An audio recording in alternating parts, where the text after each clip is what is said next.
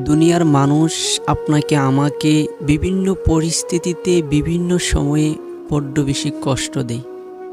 যখন কোনো বান্দা অপর বান্দাকে কষ্ট দেয় আর দ্বিতীয় ব্যক্তি কষ্ট পাওয়ার পর যদি এক ফোঁটা চোখের পানি যদি বান্দার চোখ থেকে পড়ে যায়, তখন আল্লাহ ফেরেশতাদেরকে ডাক দিয়ে বলেন, হে ফেরেশতারা, আমার এই বান্দার চোখ দিয়ে পানি পড়ছে কেন? আমি তো বান্দার চোখের পানি দেখতে পারি না। তখন ফেরেশতারা বলে, আল্লাহ, তোমার এই বান্দাটাকে অপর আরেকটা বান্দা কষ্ট দিয়েছে, সেই জন্য তোমার এই বান্দা কান্না করতেছে, চোখ থেকে অজুরেই পানি পড়ছে। তখন আল্লাহ বলবেন, হে ফেরেশতারা, তোমরা সাক্ষী দেখো, আমার এই বান্দাকে যে কষ্ট দিয়ে চোখের পানি জড়িয়েছে, এই পানির প্রত্যেকটা ফোঁটার হিসাব আমি ময়দানে মাহশরে নিব।